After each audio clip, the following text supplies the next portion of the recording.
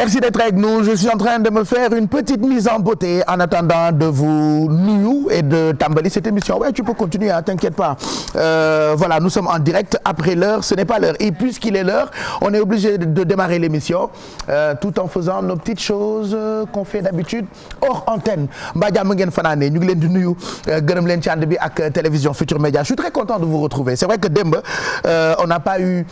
l'occasion de se retrouver comme on le fait chaque jour à l'heure de la pause parce qu'on a eu quelques soucis techniques mais tey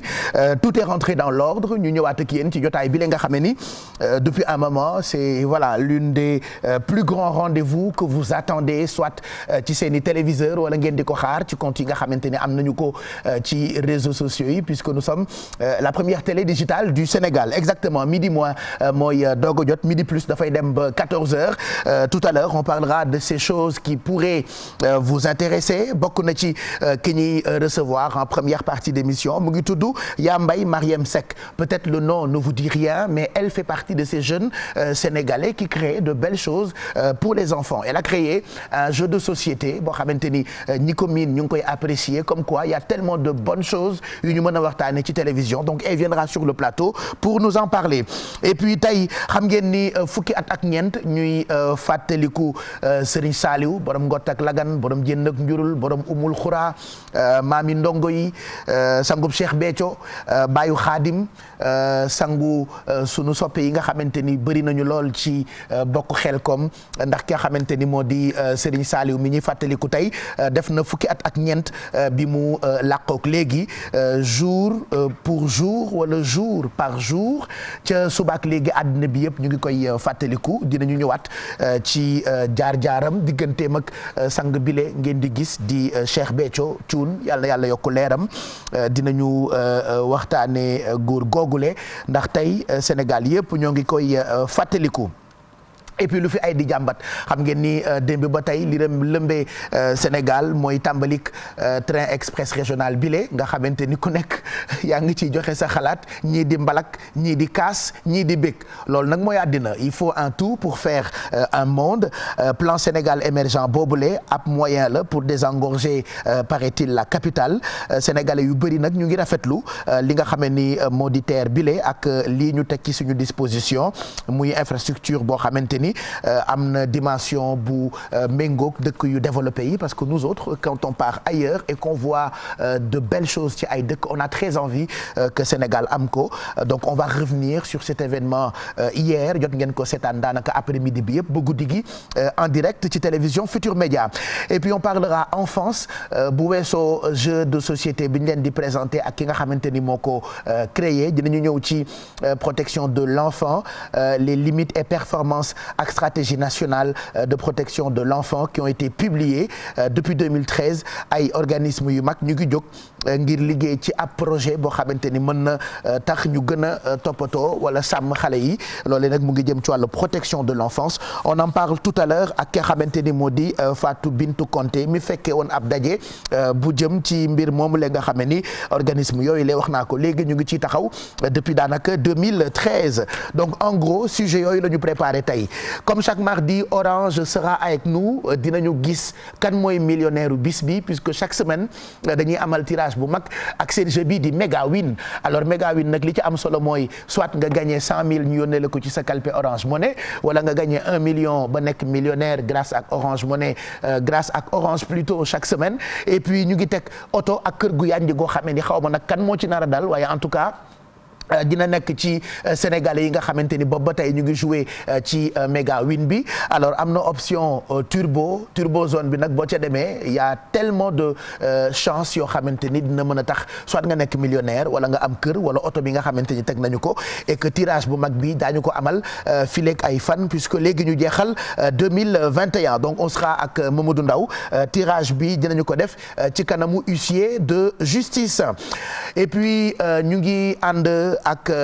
li nga xamee ni moo jëm ci maa ngi seet parce que am na surprise bu ma leen bëgg a jox ci kanam tuuti mais je pense que mën naa ko téye ba ca kanam comme ça ngeen mën ko découvrir andoo ak ñun ci Midi Plus bi ci télévision Futur Média lu ko mooy everyday bi ngeen di seen sama ginnaaw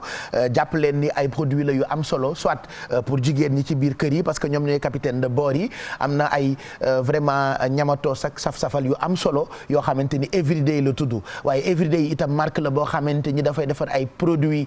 pour xale yi am na ay chips am na ay meew c'est-à-dire pour goûter xale yi acheter li nga xamante ni moo di everyday sakkan neex yomb te sell donc beaucoup de produits everyday qui nous accompagnent comme chaque midi ci télévision Futur Média 11h55 mooy doog a jot li ñuy def rek mooy tàmbali ak fàttaliku gi ñu jagleel tey ki nga xamante ni mooy Serigne Saliou bi mu làqook léegi def na fukki at ak ñeent Sénégal yëpp di ko fàttaliku moom nag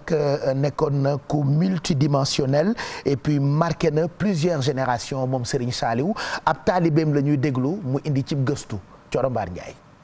fukki at ak ñeent ñi ko bëgg ñu ngi wéy di ko jooy Serigne Saliou Mbacké mu mel ni tey jii la gën a sax ci xol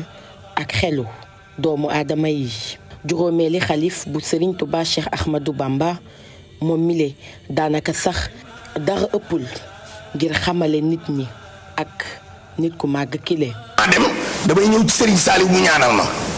bu ma yeggee bu ñu lire résultat yi ma ne fang noonu la demee Serigne Saliou nag mooy Serigne Touba. moom mi nga xamante ni moo doonoon xaritu ndongo yi naka noonu doon kenn ci béykat yi gën a mag ci Afrique moom mile mi ngi dëddu àddina bi mu làkkee juróom-ñeent fukki at ak ñaar boroom jamono masula jóg ci am taxawaay bu am solo ci nekkinu askanu Sénégal moom mile ñi mu defar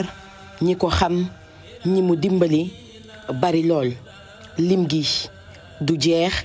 waaye nag ñu ràññee ci koo xamante ni jëmmam takkoo woon na lool ak bésu Serigne Saliou Mbacké muy Cheikh Béthio Thioune. waaw ñun de raw nañu wax ji lu mu gudd xam nga li ma bëgg a wax lu mu gàtt xam nga li ma bëgg a wax xam nga ni man day waxi cofeel rek lay waxe man day waxi gëm la képp bëgg la faw moom rek lay waxe ba tax na noo ngi ñii nu àndal di sunu bokki taalibe yi nga xam ni dibéer jur nu teew si fi di jigéen ñi di ña ca kër ga balay sa ñëpp a ngi riir di ñëw de moom day mbir mi nag day di ñaa ngi daal tàmbalee xam li xew. moom sax daan faral di wax ni xam gim ko xam tax na dina wër àdduna wërngal këpp ngir ku ci ne mën a jëriñoo ci ngëneelu Serigne Saliou Mbacké yile loolu taxoon ay cant daanaka mu amaloon ko fu ne waaye itamit fexe woon rekk ba turam di jib ci kër gu ne ba tax ñii di cantaakoo nii daanaka ñëpp am nañu ay Serigne Saliou Mbacké fonkoon lool lépp lu jëm ci wàlluk liggéey moom mi le sax jàppoon ni doon doomu Serigne Touba warula nekk ab privilège tax na toolam yi fu ci ne am na ci taxawaay bu am solo moo xam Xelkom njurul njàpp ndal ndoka wala sax umul xuraa fépp rekk liggéey rekk moo fa amoon bay dundee Serigne Saliou yàgg cee taxaw moom mile masula lem ay yoxoom ndax nag jàpp na ni ñaq jëriñu mooy li am solo Serigne Saliou Mbacké alxuraan ak xasaayit daanaka ñii rekk ñoo nekkoon ay wéttalam ñaar fukki fan ak juróom-ñett ci weeru décembre atum 2007 bés bu àdduna dul fàtte waaye nag bés bu Sénégal di fàttaliku ba faw doomu Serigne Touba ak soxna Fat Jaxate gi daldi dëddu bàyyi ci ginnaawam naqar tey jii njabootam toog fi di wéyal liggéey bi ñu bari sax di rafetlu liggéey bu am solo bi nga xamante ne Serigne Cheikh moom Serigne Saliou mu ngi koy wéyal rawatina ci tool yi le mu ngoog daanaka loolee ñu ngi ko gën a axé ci diggante cheikh bi ak ki nga xamante ni moo di Serigne Saliou Mbacké mi ñuy fàttaliku tey donc fukki at ak ñeent 14 ans bi mu làqoo ak léegi ñu ngi bàyyi xel ci taalibe yëpp ndax ak tey fu ñu mënti nekk ñu ngi fàttaliku góor googu la nga xam ne ni daanaka ak cellam ak ni mu meloon ci ndongo yi kenn dootu ko fàtte bëri nañu ay soppe yoo xamante ni dañu bëgg lool ki nga xamante ni moo di Serigne Saliou Mbacké ñu ngi ndokkeel bu baax njabootuk Cheikh Béthio bi yëpp xam naa dinañ leen tegal ay cant ak it ay woy yoo xam ni sunu woykat yi yàgg nañu ko jagleel ki nga xamante ni moo di Serigne Saliou bokk na ci bi may njëkk a teg léegi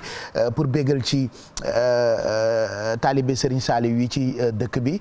bokk na ci li nga xamante ni Adja Fatou Guewel woyoon na ko di cant rek ci bis bi en attendant ñuy ànd ak Mamadou Ndiaye bu ko defee mu wax ñu li nga xamante ni moo xew ci réseaux sociaux yi il va revenir daanaka ci li lëmbee internet démb muy inauguration train express régional daanaka moo nekkoon actualité phare du web on en parle tout à l'heure et puis Youssou Ndour ak dugguseem ci inauguration TER bi démb daf ñoo fàttali keroog bi muy woy làmb fi amoon daaw di xaar verdict bi ca la woyee woon ni duma combine bëre donc démb loolu rek la indi moo tax démb ak tey daanaka la ñëpp waxtaane ci internet bi on en parle tout à l'heure ak Mamadou Ndiaye qui a suivi presque internautes yëpp ak seen façon commentaire jëm ci inauguration TER bi et puis Pout Diack ak la fa xew am na vidéo baax boo xamee ni actuellement dafa viral ci coow lu am ci diggante géer ak géwél loolee nag daañ ci ñëwaat puisque mu ngi daanaka def coow ci internet bi am na gëstu bu ci Mamadou Ndiaye def dinañu ñëwaat itam ci taxawaayu ki nga xamee ni mooy colonel Doumbouya bu Guinée dëkk ba mu jiitee dafa artu dànkaafu équipe nationale bi nga xamante ni moo war a dem ci Coupe d'Afrique 2022 il leur a dit bu ngeen indiwul coupe wala bu ngeen gañewul di ngeen ñu rembourser xaalis bi nga xamante ni dépensé dañu ko ci yéen donc ça aussi def na tollé démb ci réseaux sociaux yi donc on va y revenir dinañu ànd itam ak rédaction bu télévision Futur Média soxna Naata Mbaye moo ñu nar a présenter journalu diggu bëccëg bi ci wolof lay doon mais ci biir première partie Midi Plus bi elle sera avec nous bu ko defee mu jox ñu li mu nar a développé bu ca kanamee mais en attendant dañuy cant rek àndandoog Fatou Guewel ci li nga xamante ni woy na ko jagleel ko kii ñuy xalaat tey di ko fàttaliku di Serigne Saliou Mbacké.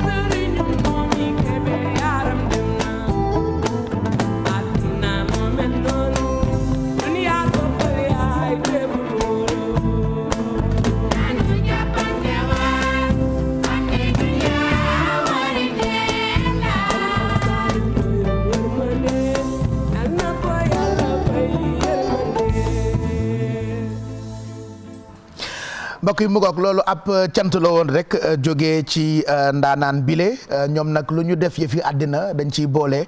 vraiment ay cant ndax loolu la ñuy dund ñun fii ci Sénégal Adja Fatou Guewel doon njukkal ki nga xamante ni tey ñoo ngi koy fàttaliku di Serigne Saliou Mbacké ñu ngi ndokkeel ay soppeem taalibeem ndongo yi gis naa ci wala seetlu naa ci minicar mu Serigne Saliou ñu ngi koy ndokkeel di ko ziar bu baax ndax moom cofeelam ci Serigne Saliou kenn dootu ko naatable Thioro Mbar Ndiaye waxatuma ay yëfam mooy Sali Xaaw Midi Plus di ndokkeel ku mel ni Amina Poté nga xam ni moom ba doom ja juddoo doon jigéen da ko fayee Serigne Saliou muy Sali Xaa Cissé mu Mor Cissé ñu ngi koy ndokkeel bu baax di ci bëggal itam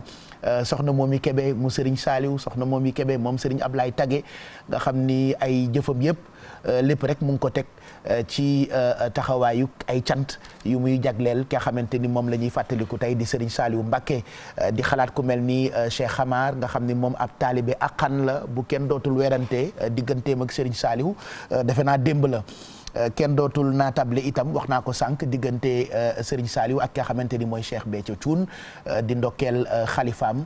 Serigne Saliou Gueule Tapée moom itam yàlla na fi yàgg te ànd ku wér di ndokkeel itam docteur Cheikh Kanté moom it sopp lool Serigne Saliou ak njabootam. gis nga am na benn quartier général bu ñu def defe naa daaw la wala daaw jéeg ci suñu diggante Gana Messere keroog bi nga xamee ni tàmbali na waxtaanee kii di Serigne Saliou mi ñuy fàttaliku tey yaram yëpp a daw loolee xam naa dinaa ci sàccaat ab extrait tegal leen ko bu ko defee cant gi mën a mat laataa ñuy dem ci sujet yeeg ganuk Midi Plus bi ci kanam tuuti ci télévision Futur Média mais en attendant dañuy dem ci beneen plateau bi fekk fa Mamadou Ndiaye pour son journal du web bale ñu ngi lay nuyu xam naa ni li nga nar a waxtaanee bokk na ci li buzz démb jëm ci inauguration train express régional bi. maa ngi lay fay El Hadj di nuyu téléspectateurs yeeg internautes yi ñu fas yéene xaar ci li xew ci biir internet bi effectivement inauguration train express régional bi actuellement nii moo bokk ci actualité yi def tour ci réseaux sociaux yi ak internet bi ci kanam dinañ ci ñëw mais surtout ak beneen visage bu ñu découvrir ci diggante bi ndaxte kii di Amina Mansour Sène fi mu ne nii. mooy def ba ci réseaux sociaux yi moom mi nga xam ne moo njëkk a dawal train express régional bi nekk jigéen ci kanam dinañ ci ñëw gën leen wax parcours am jaar-jaaram mais surtout parfois ci ni mu jógee ci jàngee leneen ñëw ba mujjee see dawal train dinañ ci ñëw ndaxte actuellement ñëppay gis kanamam ci toile beeg ci réseaux sociaux yi. El Hadj dinañ waxtaanee aussi la xew ca pour jàkk lu doy waar la ci jamono ji 2021 ñoom tamit fi mu ne nii internet yëpp a ngi ci ñaawlu la fa xew ci ay mbirum fii la ñuy suul géwal ak fii la ñuy suul ay lu kenn xamul loo xamante ni lu doy waar la ñenn ñi dem nañ ba poser question ndax lii Sénégal la xewee pourtant Sénégal la xewee fii la rek ci région bu Thiès ñu duppee ko pour jàkk dinañ waxtaanee aussi lii xew Guinée lu doy waar la ci Coupe d'Afrique bii ñuy waajal kii di colonel Doumbouya mi nga xamante ni daf ñu fàttali Robert Gueye la mu defoon ci atum 2000 ak équipe nationale bu Côte d'Ivoire maanaam dem leen ngeen jël Coupe d'Afrique wala ngeen góorgóorlu bu baax sinon ngeen rembourser seen xaalis Robert Gueye moom foofu dafa yóbbu woon équipe nationale bu Côte d'Ivoire ba fële ca armée bi ba gannaaw ba ñu demee échec ci CAN bi ci kanam dinañ ci ñëw yaatal ko mais dañuy delloo inauguration terre bi El Hadj inauguration man kay léegi damay noter. problème bu ma am rek ci antenne bi dama koy bind donc premier constat yaa ngi wax mais dégguma la. ah oui. voilà pour en cas de Pape Samba Thiam comme daa am fit léegi ba émission bi jeexee daf may taaj naan ma y a pas eu de problème. di def réunion donc premier problème de ce matin Mamadou Ndiaye ci beneen plateau bi. pendant qu'il me parlait je l'entendais pas donc c'est bien noté. comme damay gaaw a fàtte. en cas de taaj sante bu subaa dinaa ko lijjanti puisque je t'entends pas je te remercie. ok je te laisse le soin nga dem poudre naan café. jël sa cure-dent secret tout on se connaît. et puis tu reviens tout à l'heure pour qu'on parle de ce qui fait le buzz j'aime pas le mot buzz mais bon je suis obligé de prononcer certains mots. Puisque li lëmbee internet tu en parles bis bu jot ci Midi Plus bi. Youssou Ndour nag Mbaye Dieye Faye ak ñi mu àndal ci wayaasam diggante Dakar ak Diamniadio démb. bonnet bi ak déguisement bi. daanaka toj na dëkk bi lii waxuma la viral rek. Mbaye nag dafa dégg jamono waaye Youssou Babou Faye la ma jox. du xam nga Babou Faye xaw ma ndax yaa ngi may dégg. Babou Faye mu joué woon théâtre boobu sama almet. bu baax. Babou Faye Youssou Babou rek la ma jox ndeysaan. mais nit ku baax la. dafa ma dégg oto. xam naa duma sori ci Babou Faye mi may nurool ndax moom il est unique mais démb il a fait un carton ci inauguration bi on en parle tout à l'heure puisque vidéo yi am yëpp ci terre bi waxuma la viral rek waaye daanaka ñëpp ko gis et tout le monde en parle Mamadou Ndiaye j'ai même vu des Sénégalais qui vivent ailleurs qui nous sensibilisent ci comment prendre un train comme si xam naa ci ay villages la ñu dëkk. du ñu autorail. mais voilà plein de gens des amis yu nekk bitim réew comme foo wee xam nga yéen Sénégal xamu leen autorail yi fii nag France moom la ñu am fexe leen ba bu leen ci tuur ndox bu leen ci sànni ma ne ko voilà donc il va falloir vous aussi. fi ngeen nekk France par exemple sensibiliser leen ñiy dugg ci train yi ñii di ci nelaw. ñii di ci tifli ñii di ci def naka sudul noonu comme quoi des brebis galeuses ça existe partout dans le monde. ce n'est pas qu'au Sénégal qu'il y a des gens yu amul discipline faut arrêter quoi. Voilà donc on va revenir sur ça tout à l'heure ñu ngi lay gërëm bu baax Mamadou Ndiaye sinon dinañu ànd ak naata sama naata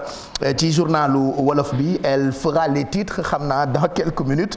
dinañu recevoir itam équipe yu Orange on fera le tirage pour xam tey kan mooy nekk millionnaire comme chaque semaine dinañu ko def ci teewaayu huissier de justice léegi nii maa ngi wax ni bëgg naa leen mosalaat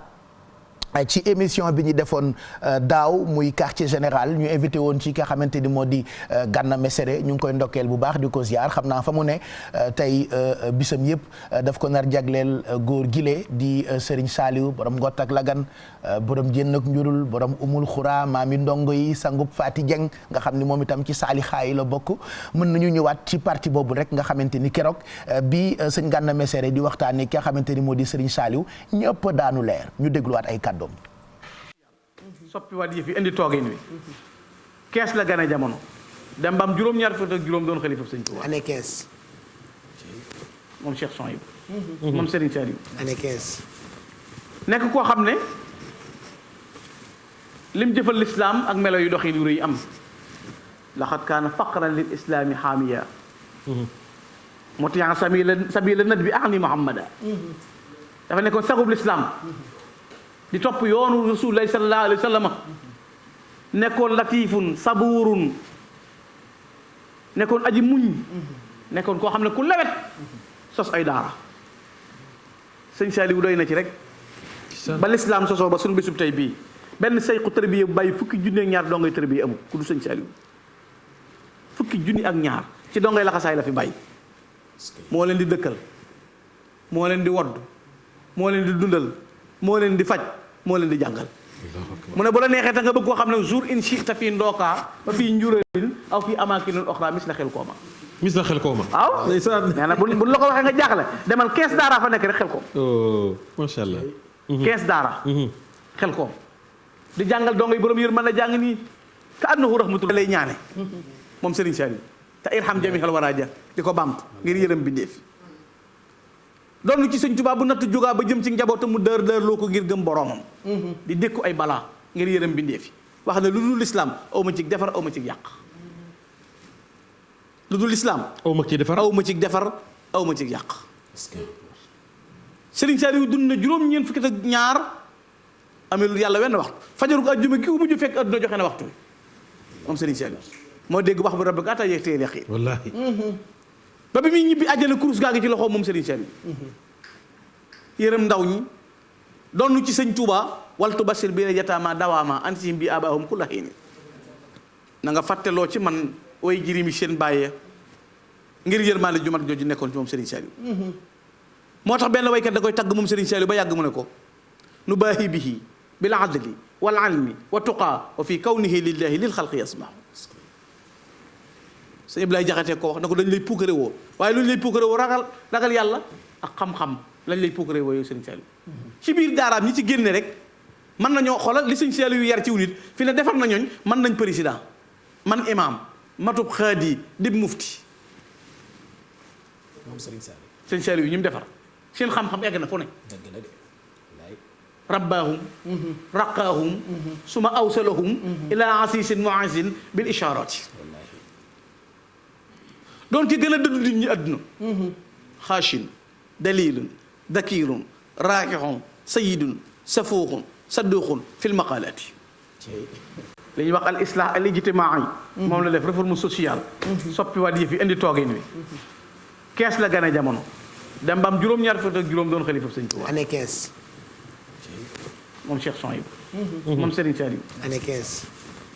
nekk koo xam ne lim jëfal lislaam ak melo yu doxin yu rëy am laxat kaana faqran lil islaami xaamiya motiyan sabila nat bi ahni muhammada dafa nekkoon sagub lislaam di topp yoonu rasulullahi sallallahu alayhi wa sallam nekkoon latifun sabuurun nekkoon aji muñ nekkoon koo xam ne ku lewet sos ay daara sëñ Saliou doy na ci rek ba lislaam sosoo ba suñu bisub tey bii benn sayxu tërbiye bu bàyyi fukki junni ak ñaar dongay tërbiye amul ku du sëñ Saliou fukki junni ak ñaar ci dongay laxasaay la fi bàyyi moo leen di dëkkal moo leen di wodd moo leen di dundal moo leen di faj moo leen di jàngal mu ne bu la neexee ta nga bëgg koo xam ne jour in chita fii ndookaa ba fii njuralin aw fii amaakinin oxra mis la xel kooma waaw nee na buñ la ko waxee nga jaaxle demal 15 daara fa nekk rek xel koom macha allah 15 daara xel koom di jàngal dongo yi borom yër mën a jàng nii ka annahu rahmatul lay ñaane moom Serigne Saliou te irham jamihal waraaja di ko bamtu ngir yërëm bindeef doon ci sëñ Tuubaa bu natt jógaa ba jëm ci njabootam mu dër loo ko ngir gëm boroomam. di dékku ay balaa ngir yërëm. voilà mu ngoog loolu extrait wu quartier général bu ñu def daaw la. waaw daaw la parce que bokkut ak bii ñu def ren bu daaw la bi ñu invité ki nga xamante ni moo di Serigne Gana Messere ñu ngi koy ndokkeel mu ngi sant moom it ndax tey bisu cant la fàttaliku tey màggal ki nga xamante ni moo di Serigne Saliou Mbacké yal na yàlla yokku leeram waxtaan wi nag neexoon na lool xam naa ni bu ngeen ko bëggee gisaat soit ngeen dem ci suñu chaîne YouTube parce que replay baa ngi foofu ñu dellu siwaatoon ci noonu aslëf rek ngir fàttaliku ki nga xamante ni moo di Serigne Saliou Mbacké ñu ndokkeelaat sunu soppe yi nga xamante ni dañu ko fonk lool Zal Mbeng ñu ngi koy bégee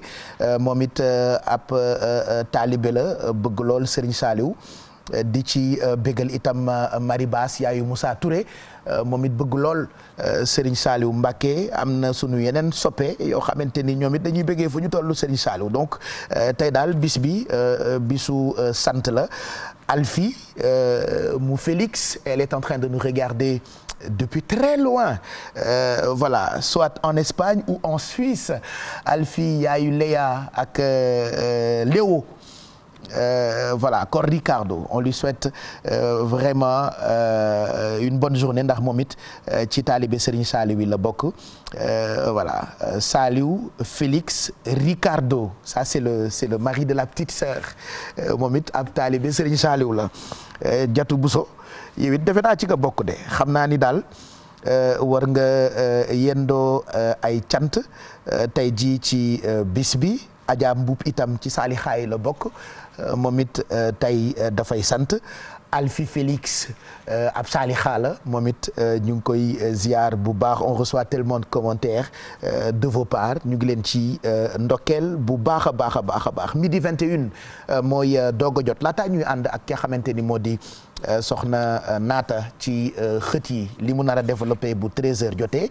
dañuy ñëwaat ci li am démb jëm ci inauguration train express régional bi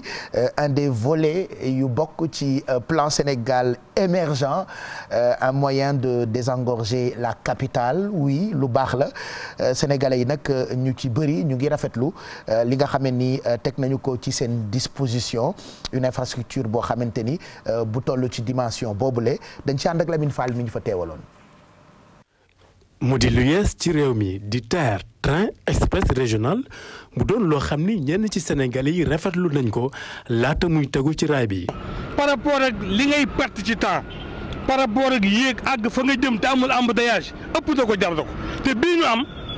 li Sénégalais xamul mooy day daw ci diesel donc ba noppi di daw ci courant tey même bu courant coupé donc train bi du taxaw. TER bi di train express régional gouvernement bu Sénégal dal di koy amal ngir dem ak dikki dootul tàggatémbe rawatina ci capitale bii di Ndakaaru. transport yi boo yeewoo matin bi mën nga fekk embouteillage ci yoon bi du coup train bi soo ko jëlee mooy gën a gaaw. TER bi teew ngir lépp gën a yemb bu ñu sukkandikoo ci ñile. te ñun dañu yor ay doom ñu nekk ay étudiants ñenn ñi ñu orienté leen université Mokhtar Mbow bu Diamniadio kon bu ñu amee train bu mel nii xale yi di ci mën di dugg di dem. di ñibbi si seen i kër di fanaan ci seen i yaay ñun dañ koy rafetlu bu baax a baax a baax a baax. te itam bépp matuwaay bu ci war jël nañu ko ngir gën a gunge clients yi ci seen i dem ak dikk. teg ay nit yoo xamante ni dañ leen fi nekk 5 heures du matin ba 23 heures commencé nañ ko def sax ay heures décalées la ñuy liggéeyee pour au moins clients yi suñu mënee ñëw dinañ fi fekk ay agents service voyageurs yu leen di jàppale si jëndum ticket bi wala wan leen naka la ñuy valider seen ticket balaa ñuy jël train bi ku bëgg a jënd ticket. di nga mën ñëw ci gare bi am nañ ay guichet ci ginnaaw mooy yi ngeen di gis di nga mën a jënd sa ticket foofu am nañ tamit ay distributeur yoo xamante ni soxlawuloo dem ci guichet yi da ngay dem ci distributeur bi dugal sa xaalis ticket bi génn nga soog a dem ci valideur yi valider ko balaa ngay jël train bi. TER bi nag di lu yees ci mim réew ñenn ci Sénégal yi di ko xaar saa su ne laaj bi samp mooy ndax TER bi dina tax ba ñu tàggoog lii di embouteillage fii ci Ndakaaru. mu ngoog Lamine Fall ñu ngi lay gërëm bu baax nañu gàtt nga lu rafet rek moo gën gàtt nga lu ñaaw ay ndax dina continuer ndax dina set ak ndax dina baax ak ndax du yàqu gàtt nga boo ko dee def da ngay kii on ne sait jamais malaaka amin bi te mu romb sa gémmiñ wala sa xalaat faf li nga xalaat wala li nga imaginer am quoi kenn ñaanu ko yàlla donc ils ont dépensé beaucoup d'argent pour ça je pense que voilà on fera le maximum pour gën ko pour toppatoo ko bu ko defee mu mën a gudd fan oui c'est vrai ay train la yu am ci dëkk yu développé yi donc ñu nit dañuy aspirer pour être vraiment comme genre dëkk yooyu avant 2000 on nous disait souvent que Sénégal sera comme Paris en l'an 2000 donc ñu ngi 2021 ñu ngi doog a am train express régional après des années d'attente paraît-il que train bi dinañ ci mën a voyager gratuitement pendant une bonne quinzaine de jours donc on suivra cette information pour yéen ñi nga xamante ni yéen a fas yéene voyager di jël li nga xamante ni moo di train express régional bu Dakar donc merci à Lamine Fall ak rédaction bu télévision Futur Média cette rédaction qu'on va retrouver d'ailleurs dans quelques instants pour les titres du wolof journal wolof bi daan ci ànd ak naata en attendant am na gëstu boo xamante ni ñoo ngi ko jagleel lii di wàllu protection de l'enfance laataa ñuy waxtaanee xale yi ak yi ñu leen defaral bokk na ci benn jeu de société qui a été créé par une Sénégalaise elle a vraiment beaucoup d'idées ci ban façon la ñu war di jàppale sunu xale yi ba ñu mën am ci wàllu ay activités yu leen di bégal mais mën di ci jàng donc elle sera sur le plateau dans quelques minutes on lui posera quelques questions waaye protection de l'enfant les limites et performances yu jëm ci stratégie nationale yu protection wu xale yi ont été publiées loolu nag 2013 la organisation yi ñu ngi ci liggéey ci projet boobule dañ ci ànd ak Fatou Bintou Conté. sàmm li nga xam ne moom moo di ndaw ñi dafa nekk ab garantie boo xam ne xale bu ne war na koo mën a am fii nag ci Sénégal nag ngir nag am bile garantie nguur gi dafa taxawal benn stratégie nationale de protection de l'enfant tey nag ñu doon wax ban ko taxawalee ba tey yëf yi fan la toll. Ce que je peux dire 2020-2021 il y a eu 167 649 des enfants qui ont bénéficié des services de qualité dans 2111 structures. Ça, je veux dire, au moins, c'est 18,05% des enfants de 0 à 2 ans qui ont bénéficié de services appropriés pour que nous soyons dans de bonnes conditions. À travers ça, il y a eu 827 cases des tout-petits. 827 cases des tout-petits yoo xam ne ministère bi teg na ko pour xale yi ñu bañ a taxawaalu ñu mën a am des services de base mu am 405 écoles maternelles publiques yoo xam ne ministère bi tabax na ko pour xale yi bañ a nekk ci mbedd bi bañ a taxawaalu mu am 539 centres d'intérêt centre d'éveil yoo xamante ni tabax nañ ko yóbbu fa xale yi di leen xool di leen surveiller lii yëpp pour expliquer ni sur le plan infrastructure tabax ak ni mu diisee loolu yëpp ministère bi daf ci taxaw def ko parce que xale yi kat il faut ñu xool leen. même bu fekkee ni sax fii ci Sénégal saa su ne ñuy dégg ay xale yu ñuy bundu xataal. te amuñu luñ ci ragal képp koo xam taxaw nga sunu yoon dinañ jaar ci sa kaw képp koo xamante ne méngoowoo ak yoon dina dal sa kaw waaye balaa may wax ak état dafa am lu mu représenté waaye dafa am loo xam ne c'est le socle muy la famille mooy ki nga xam ne moo jur. moom document de stratégie nationale de protection de l'enfant boobee nekk na nag ab réponse boo xam ne dina permettre difficulté yi nga xam ne xale yi moom la ñuy jànkonteel ñu mun koo saafara. am na par exemple dans le cas du viol déjà dañ ko criminaliser waxuma sax pédophilie waaye viol en général rawatina bu fekkee dafa laal xale y a des textes cadre juridique bi comme ni ma ko wax ay institutionnel ñu ngi koy réviser waat cadre juridique et institutionnel mooy lépp loo xamante ne dafa nekk texte lépp loo xamante ne dafa nekk ay bind te ñu war ko xoolaat ko seet ko pour seet ndagam xale yi dinañu mën a respecter seen wareef ak seen yelleef. ñu war a mën a nekk ci àddina goo xam ne xale bu ci nekk da nga war a mën a am say àq ak say yelleef te doo ci am benn jafe-jafe. groupe Sénégal nag ci loolu lay taxaw moo tax nag mu amal ab stratégie nationale de protection des enfants bi. voilà mu ngoog ñu ngi gërëm bu baax Fatou Kiné dem laa doon waaj wax waaye Fatou Kiné new fi tey daa am ay vacanciers. moo tax waaye ñu ngi doon déglu Fatou Bintou Conté c'est vrai que Fatou la moom itam comme Fatou Kiné Dem donc Fatou Bintou Conté moo ñu doon indil ay leeral ci daje boobu la nga xam ne ni ñoom organisme yi ñoo ngi ko jagleel ci wàllu protection de l'enfance il faut protéger les enfants c'est important xale moom defe naa bu ñu ko toppatooyul rek du baax ginnaaw ñooy awaniiru réew donc c'est bien de voir ay organisme ak ay borom xam-xam ay kilifa yoo xamante ni seen combat yëpp dañu ko teg ci naka la ñu mën a jàppalee xale yi ci ay loi ci ay jéego ngir gën leen mën a taxaw muy reportage bu jëmoon ci wàllu protection de l'enfance. Merci donc à Fatou Bintou Conté. Dans quelques minutes ñu ànd ak Orange pour tirage u tay bi kan moo nar a nekk millionnaire u semaine bi. Je laisse le soin aux équipes ñu installel ma équipe yu Orange. Tirage bi daañu ko amal daañu ko def ci teewaayu huissier de justice comme chaque mardi ci Midi Plus bi ci télévision Futur Média. En attendant de retrouver ki nga xamante ni moo di Fatou pourquoi ma jëlanteeg Fatou pourquoi ma naan Fatou Kiné depuis sànq lapsus la c'est un lapsus révélateur parce que dans ma tête j'ai prévu d'appeler au téléphone Fatou Kiné Deme donc du coup lu ma nar a annoncé rek ci jigéenu télé bi Fatou laa koy tuddee mais plutôt dinañu ànd ak Soxna Naata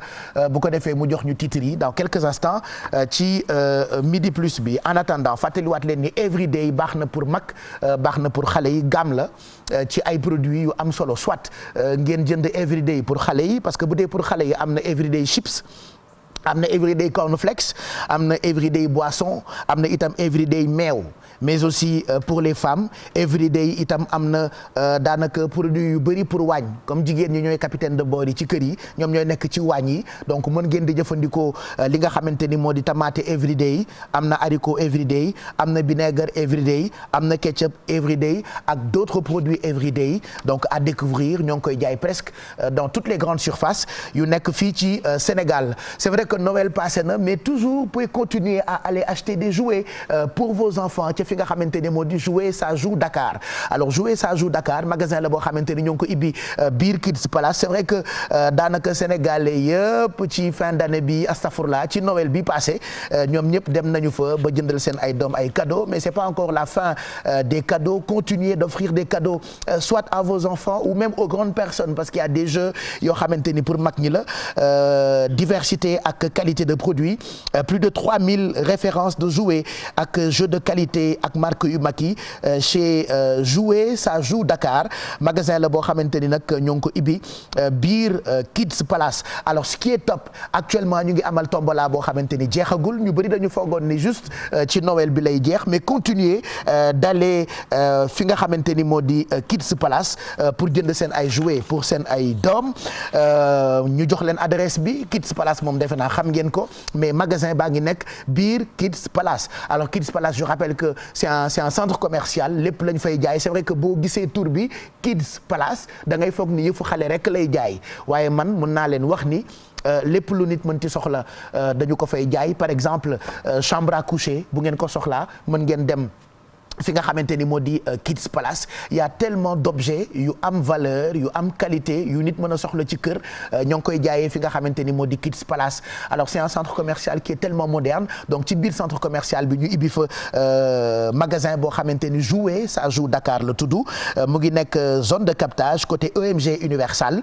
soit ngeen woote commandé ngeen xool jouets yi ngeen bëgg on vous livre oui c'est possible au 76 223 34 37 wala 33 825 85 84 pour képp koo xamante ni bëgg na bégal soit doomam wala ngeen bëgg yu baax yoo xamante ni mën ngeen ko fekk fi nga xamante ni moo di Kids Palace qui vous souhaite d'ailleurs une bonne fin d'année. bu leen fàttee ñu ngi ci weeru teranga ak Orange dans quelques instants ñu découvrir millionnaire u tay bi grâce ak seen jeu Mega Win. Alors continuez de jouer en permanence toute la journée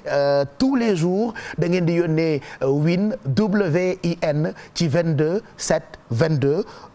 ngeen mën a nekk millionnaire wala chaque jour ngeen gagné 100 000 ñu leen di yónnee ci seen calpe Orange Money. Li ci neex nag mooy calpe Orange Money moom que ngeen nekk abonné Orange ou pas mën ngeen ko ibbi parce que dafa am sécurité. Et puis xam ngeen ne ñu ngi préparer Grand Bal Arena 2022 le 1er janvier. D'ailleurs chaque soir après journalu 20h bi Bijou Si ak man ñoo leen di présenter journalu Grand Bal bi donc ci biir Grand Bal bi ñu ngi leen di expliquer naka ngeen mën a def ba grâce ak seen calpe Orange Money ngeen jënd ticket Grand Bal. C'est tellement simple bu ngeen duggee ci application bi interface bi di ngeen fa seen fi ngeen mën a defee seen QR code bu ngeen scanner immédiatement di ngeen am possibilité ñu wax leen nombre de billets yi ngeen bëgg ngeen fay ko et puis recevoir ko directement ci seen ay téléphone portable. Donc loolu Orange Money moo leen ko jagleel ci Grand Bal bi nga xamante ni ñoo ngi koy préparer ce sera pour le 1er janvier 2022. Naata sama naata ñu ngi lay nuyu on te retrouve tout à l'heure pour journalu 13h bi ci wolof lay doon li nga fas yéene développé nga ñuy waaj a baaxee mais su ma la gisul naata du ma kontaan quoi man loolu moo ma naqari. man tamit ñoo ko bokk waaye dama xawoon a socc rek la noonu laa ko mën a tuddee mais sant alhamdulilah en plus c'est un plaisir de te revoir ak ce jaune bi. voilà c'est pas grave de toute façon je t'entends pas trop bien mais amul problème boobu tam dama koy noter xaaral ma noter deuxième problème technique bi naata parce que léegi lépp laay noté en pleine émission xam nga ñoom bu tàccee seen te jotee dañu may mën ci ay kaddu parce que damay gaaw a fàtte donc comme damay bañ ñu mën ma ci ay kaddu premier problème technique Mamadou Ndiaye quand il parlait. doo ko dégg. dégguma ko woon. deuxième problème technique soxna naata sama naata soxna naata sama naata. Pape Samba li alors naata mi nga xam ni su ma ko gisul damay jooy. ay waay. ma bëgg ko sama xol naata di sama naata pendant qu'elle me parlait dégg ma woon lu muy wax donc muy deuxième souci technique. alors dinañu dem ci ab dëkk boo xamee ni démb ba tey daanaka vidéo dëkk boobule mu ngi viral. muy dëkk bu nekk ca Thiès. ab coow lu rëy am fa bokk na ci li nga nar a waxtaanee bu ca kanamee ci jotaayu xibaar diggu bëccëg gi naata. effectivement Pape Cheikh ginnaaw bu ma la nuyuwaatee ba noppi nuyu ñëpp ñuy seetaan télévision Futurs Médias dëkk boobu nga tudd Pout Dagné lay wuyoo nekk ca région bu Thiès ak mbir mu doy waar mu kéemtaane askan wa dañoo lànk kandaare ci week-end bi ba léegi ne benn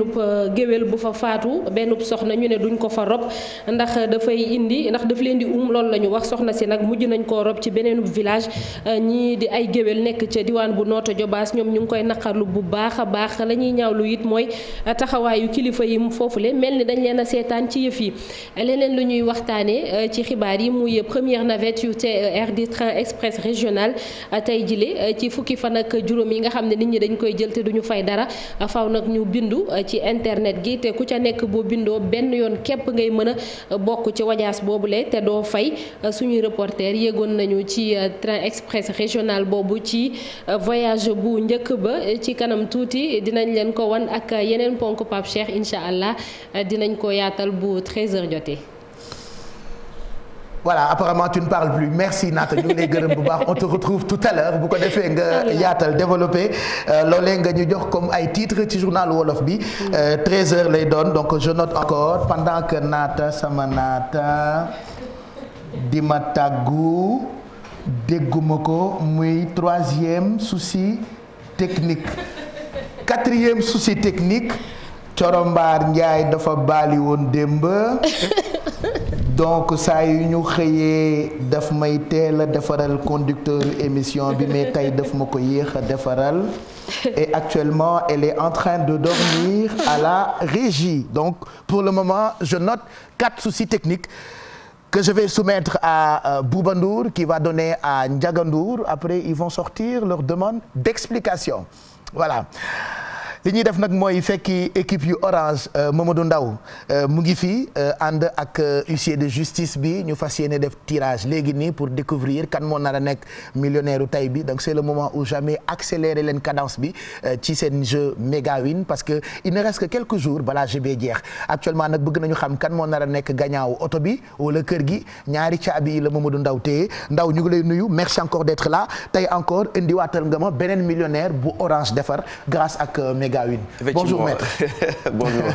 Pape Cheikh ñu ngi lay nuyu di la jaajëfal bu baax encore une fois. kii mooy gagnant bi. waaw gis nga moo fi teewal. le gagnant mooy représentant bi. voilà moom dina xale yi naan ku jur lii. ay ku jur lii. xanaa millionnaire bi. je te jure ku jur lii. millionnaire bi donc encore vraiment mbégte la ñu amaat jàkkaarloog suñu clients yi. mais rawatina ñi nga xam ne ñooy fal di jouer ci Méga Win au 22 7 22. donc tey nag ma amaat mbégte encore une fois indi donc représentante donc notre heureux gagnant. nga xam ni vraiment mi ngi woo sànq ba léegi naan ñu bon ndax sama représentant teew na ma ne ko mi ngi fi. ndax ki jël si million bi waaw gis nga ma ne ko elle est là donc là aussi je suis avec Lamine Diouf qui représente le cabinet de l'huissier maître Wende Dia. donc nag vraiment amoon nañu mbégte di ko dalal jàmm di ko jox xanaa juste kaddu gi. mu wax ñu moom voilà mën naa ko téyel sax voilà. allez vas-y. Bonjour, salaamaaleykum, na ngeen def. Yéen ci jàmm bu baax. Moi, je m'appelle Mame Yacine Ndiaye, je représente mon oncle tonton Ba. Monsieur Ba, xam naa tey moom kontaan nga émotion bi jàpp na la. yaa ngi may seetaan yaa ngi reetaan xam naa yaa ngi toog sa saal kontaan. kon moom mi gagné bala sant kontaan continue. bala sant. ceeb de la ko nar a jëndee ak mburu. yii waaw 1 million de mburu. 1 million de mburu ak ay crudité. voilà. madame Ba toggal la ko. voilà. Félicitations donc à lui. nga ñëw récupérer ko 1 million bi. bon donc ko ñëw récupérer ci télé bi. mais dañ ko koy envoyer directement ci calpe Orange Money. voilà.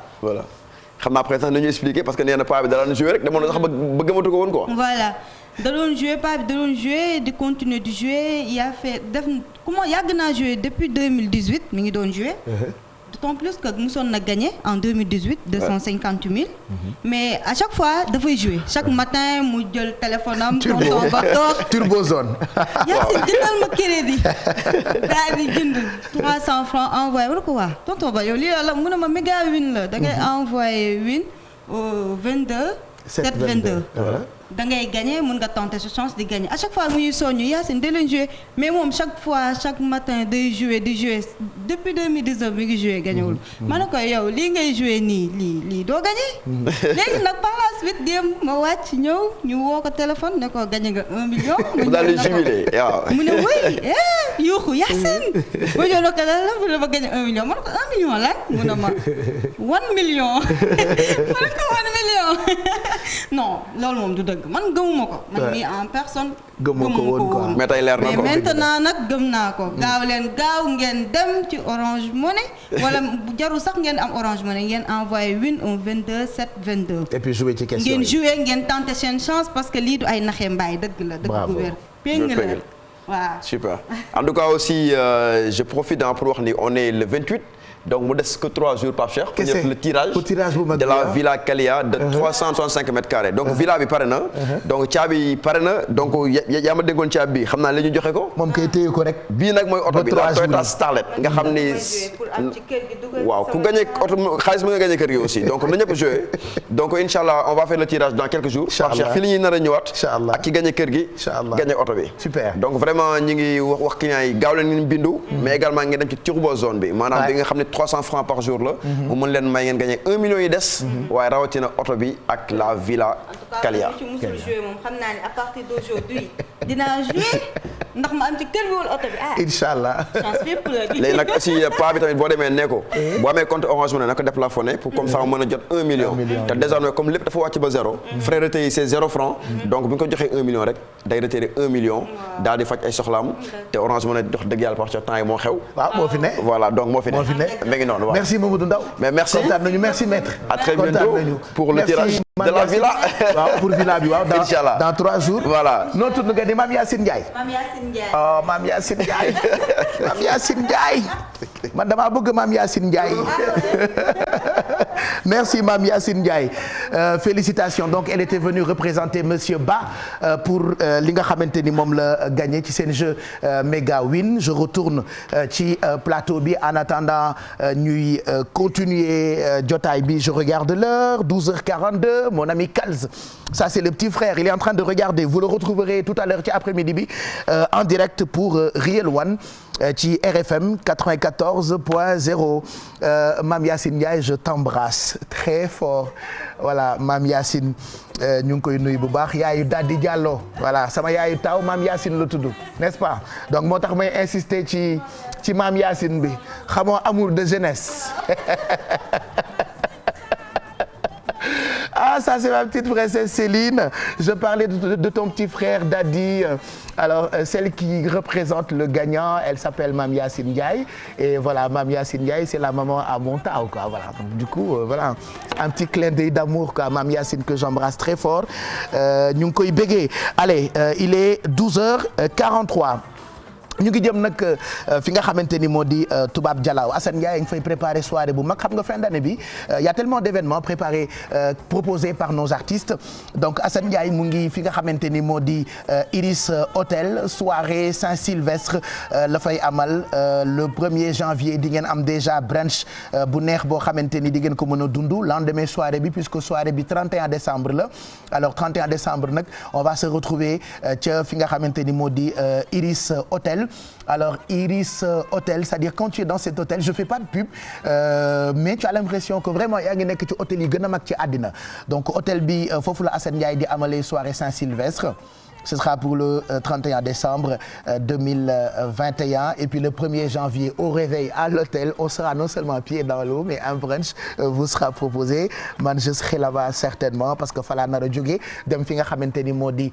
Arena bu Diamniadio pour fekkee grand bal Youssou Ndour ak Super Étoile je ferai pas trop de commentaires ci li nga xamante ni moo jëm ci événement boobule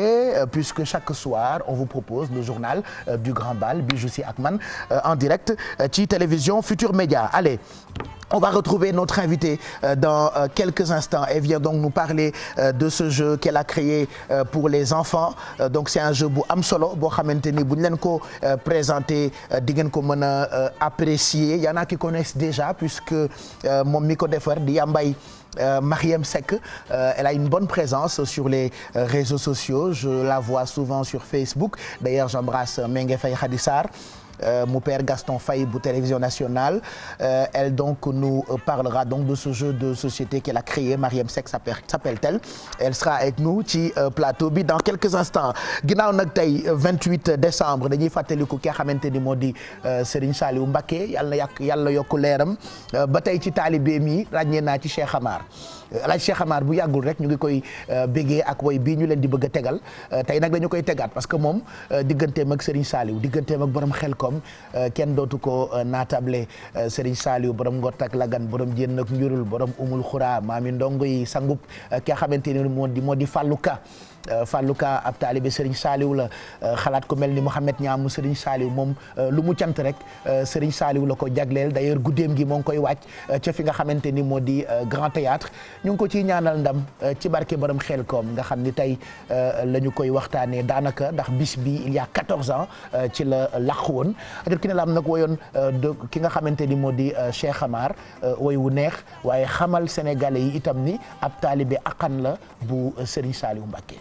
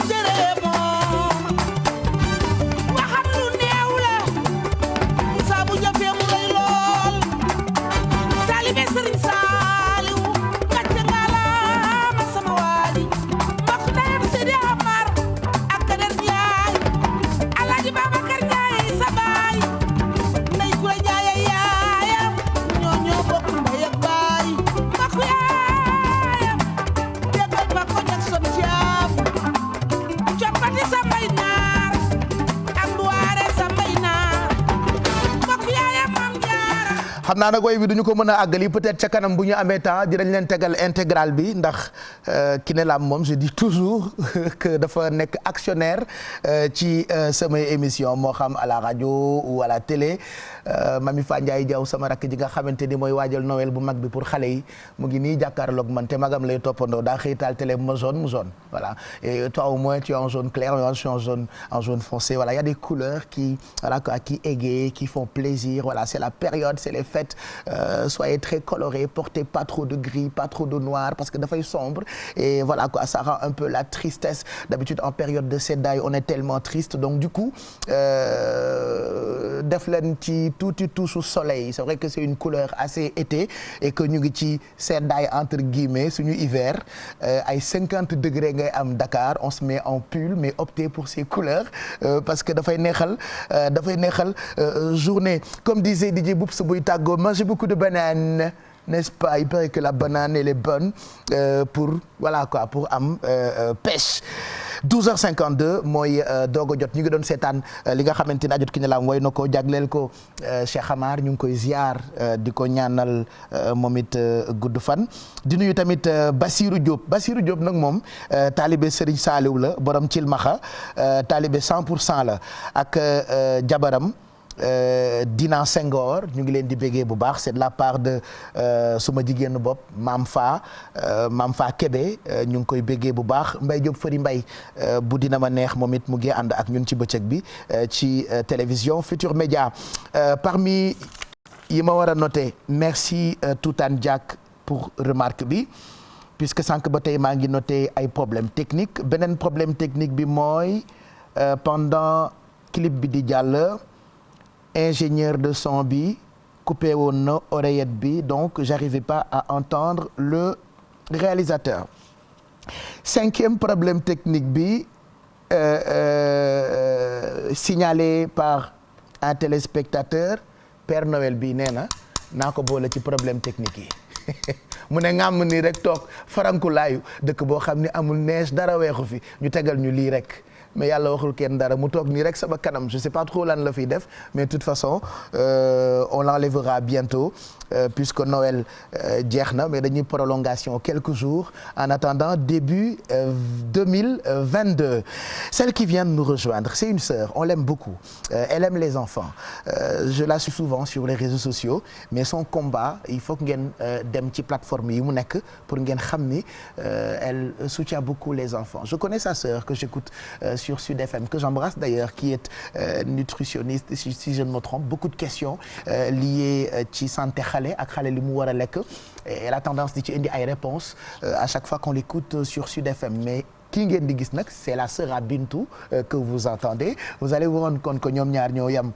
timbre vocal Mariem merci d'être là tu vas nous présenter dans quelques instants ce jeu de société yaa ngi ko tuddee Waalo alors nous autres on a tendance à di jëfandikoo ay jeux ou ay jouets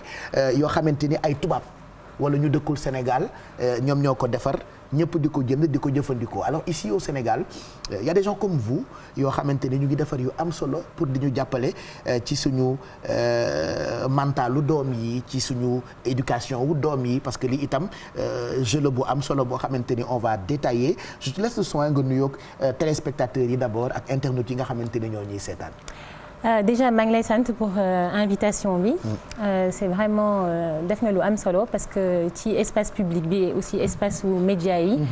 c'est difficile am fi benn espace pour waxtaan ci lépp lu jëm ci wàllum xale éducation donc def na lu rafet maa ngi nuyu aussi ñëpp ñi ñuy déglu internautes yi aussi di leen sant aussi pour attention bi ñu nar a porter ci suñu waxtaanu tey. Avant de parler de jeu bi nga créé pourquoi cet amour ci xale yi pourquoi nga bëgg vraiment dimbali leen loolu pour expliquer ko c'est difficile parce que en fait je crois que dama ko judduwaale bi ma nekkee xale déjà même bi ma nekkee xale ñi ma gën a tuuti dama doon fo ak ñoom tout le temps bébé yi dañ ma doon intéressé xale bu bëgg xale am na ay photos yu bari yoo xamante ni ci ngénte yi ci famille bi man li ñuy gis ma uuf bébé bi voilà donc noonu la mës a mel bi ma màggee tuuti ba am ay 20 ans par exemple boobu mi ngi fekk may def samay études en France je me souviens que fi ma dëkkoon